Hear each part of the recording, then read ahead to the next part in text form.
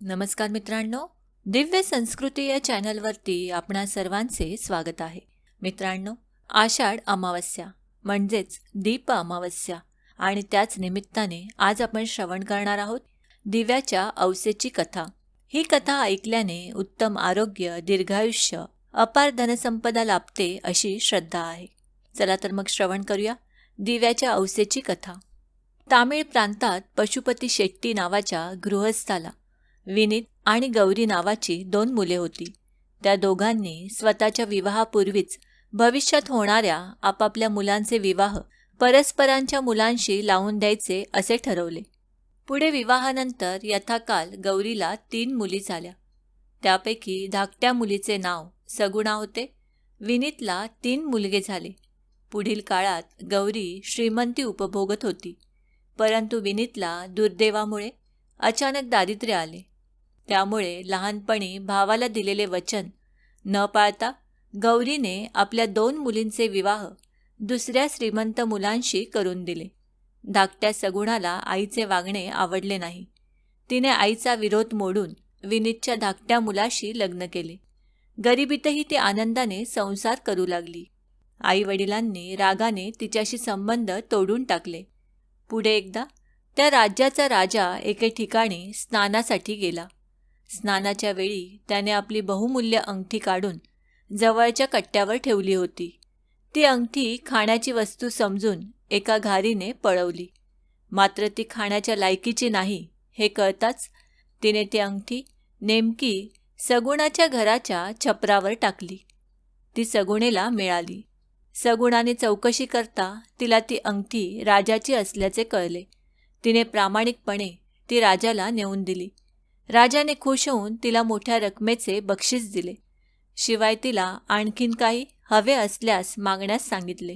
तेव्हा तिने येत्या शुक्रवारी अमावस्येला फक्त माझ्या घरी दिवे लावलेले असतील, बाकी पूर्ण राज्यात कोणीच दिवे लावू नयेत अशी इच्छा प्रदर्शित केली. राजाने तशी दवंडी पिटण्याची व्यवस्था केली. त्याप्रमाणे आषाढ अमावस्येला सगुणाच्या घराव्यतिरिक्त संपूर्ण राज्य अंधारात बुडून गेले.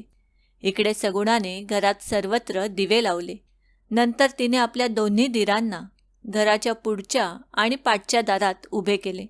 तिने घराच्या पुढच्या दारात उभ्या असलेल्या दिराला सांगून ठेवले की जी सवाष्ण बाई घरात प्रवेश करू बघेल तिच्याकडून मी पुन्हा कधीही या घरी येणार नाही असे वचन घ्या, मगच तिला बाहेर जाऊ द्या. तिन्ही सांजेच्या वेळी माता लक्ष्मीदेवी त्या राज्यात आली. तिला सर्वत्र अंधार दिसला, मात्र सगुणाचे घर दिव्यांच्या प्रकाशाने उजळले होते. तिथे जाऊन लक्ष्मी माता सगुणाच्या घरात प्रवेश करू लागली. तेव्हा तिथे उभ्या असलेल्या दिराने सगुणाने सांगितल्याप्रमाणे आधी शपथ घ्यायला लावून मगच तिला घरी येऊ दिले. लक्ष्मी घरात येताच आधीपासून घरात असलेली दारिद्र्याची देवी अक्काबाई तातडीने मागच्या दारातून बाहेर पडू लागली.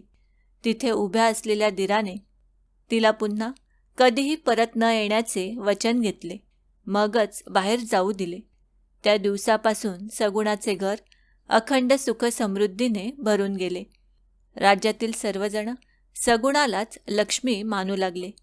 अशी ही दिव्याच्या औसेची कथा तुम्हालाही फळो ही शुभेच्छा.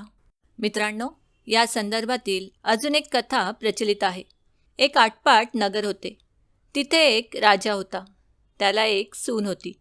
तिने एके दिवशी घरातला पदार्थ स्वतः खाल्ला आणि उंदरावर आळ घातला. आपल्यावरचा प्रमाद टाळला. इकडे उंदरांनी विचार केला, आपल्यावर उगाच आळ आला आहे, तेव्हा आपण तिचा सूड घ्यावा, असा सर्वांनी विचार केला. त्यांनी रात्री हिची चोळी पाहुण्याच्या अंथरुणात नेऊन टाकली. दुसऱ्या दिवशी हिची फजिती झाली. सासू दिरांनी निंदा केली. घरातून तिला हाकलून दिली. हिचा रोजचा नेम असे, रोज दिवे घासावे, तेलवात करावी, ते स्वतः लावावे, खडी साखरेने त्यांना ज्योती साराव्या, दिव्यांच्या औसेच्या दिवशी त्यांना चांगला नैवेद्य दाखवावा. त्याप्रमाणे ही घरातून निघाल्यावर ही सगळी प्रथा बंद पडली. पुढे या औसेच्या दिवशी एकदा राजा शिकारीहून येत होता. एका झाडाखाली मुक्कामास उतरला. तिथे त्याच्या दृष्टीस एक चमत्कार घडला. आपले सर्व गावातले दिवे अदृश्य रूप धारण करून झाडावर येऊन बसले आहेत. एकमेकांपाशी गोष्टी करीत आहेत. कोणाच्या घरी जेवावयास काय केलं होतं, कशी कशी पूजा मिळाली वगैरे चौकशी चालली आहे. सर्व दिव्यांनी आपापल्या घरी घडलेली हकीकत सांगितली. त्यांच्या मागून राजाच्या घरचा दिवा सांगू लागला, बाबांनो काय सांगू, यंदा माझ्यासारखा हतभागी कोणी नाही. मी दरवर्षी सर्व दिव्यात मुख्य असायचो. माझा थाटमाट जास्त असायचा. त्याला यंदा अशा विपत्तीत दिवस काढावे लागत आहेत. इतकं म्हटल्यावर त्याला सर्व दीपकांनी विचारले, असे होण्याचे कारण काय? मग तो सांगू लागला, बाबांनो काय सांगू, मी या गावच्या राजाचा घरचा दिवा. त्याची एक सून होती. तिने एके दिवशी घरातला पदार्थ स्वतः खाल्ला आणि उंदरांवर आळ घातला. आपल्यावरचा प्रमाद टाळला. इकडे उंदरांनी विचार केला, हा आपल्यावर उगाच आळ घातला आहे, तेव्हा आपण तिचा सूड घ्यावा.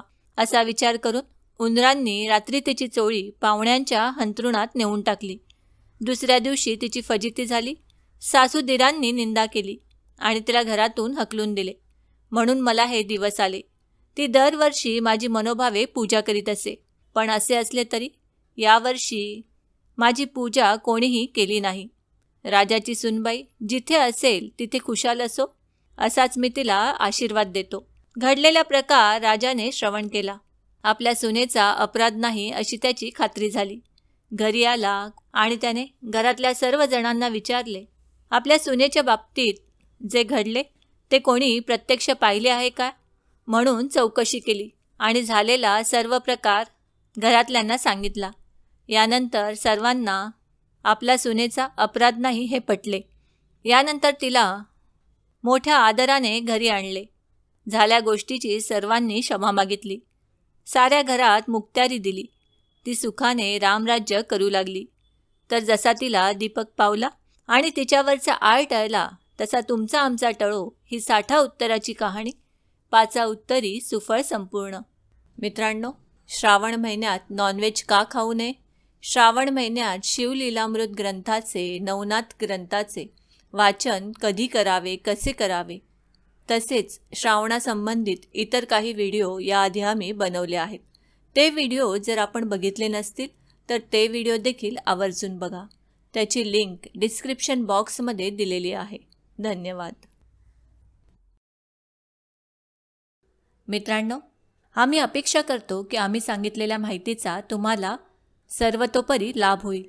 माहिती आवडली असल्यास ही माहिती तुम्ही मित्रपरिवाराबरोबर शेअर करा आणि अजूनही जर तुम्ही दिव्य संस्कृती या चॅनलला सबस्क्राईब केलं नसेल तर आमचे नवनवीन व्हिडिओ पाहण्यासाठी चॅनलला आजच सबस्क्राईब करा.